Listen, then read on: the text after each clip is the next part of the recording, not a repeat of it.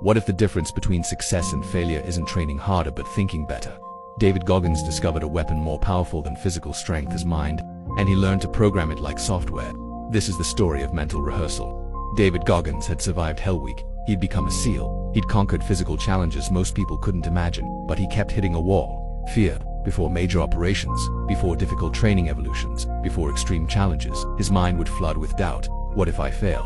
What if I'm not ready? What if I freeze? The anxiety was paralyzing, and David realized something critical. His body was trained, but his mind was still chaotic. He had no mental operating system, so he decided to build one. David started using a technique called visualization, but not the fluffy, positive thinking version. This was tactical mental rehearsal. Before any major event, he would sit down and mentally walk through every possible scenario, not just success but failure.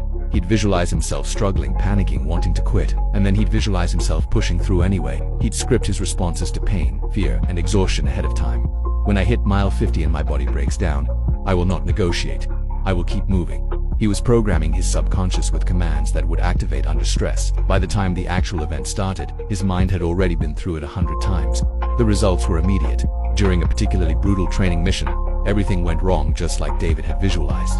Equipment failure, extreme weather, physical breakdown, but instead of panicking, his mind activated the scripts he'd rehearsed. I've been here before. He hadn't, not physically, but mentally. He'd lived this moment dozens of times. His body was suffering, but his mind was calm. He'd removed the surprise factor from suffering, and that S, when David understood, the most powerful weapon is on strength or endurance. It S, a trained mind, because a chaotic mind amplifies pain. A trained mind neutralizes it. From that point forward, David never entered a challenge unprepared mentally. He spent as much time visualizing as training physically.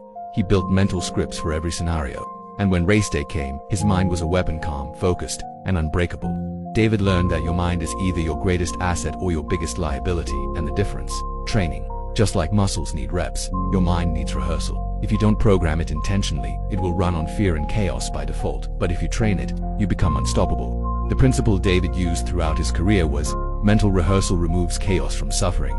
Before every ultramarathon, he visualized hitting the wall at mile 60.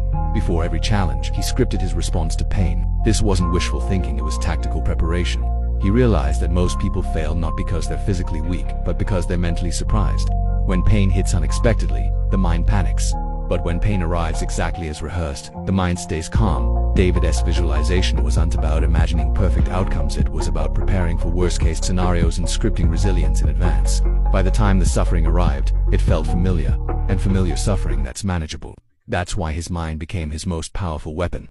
So here's the lesson.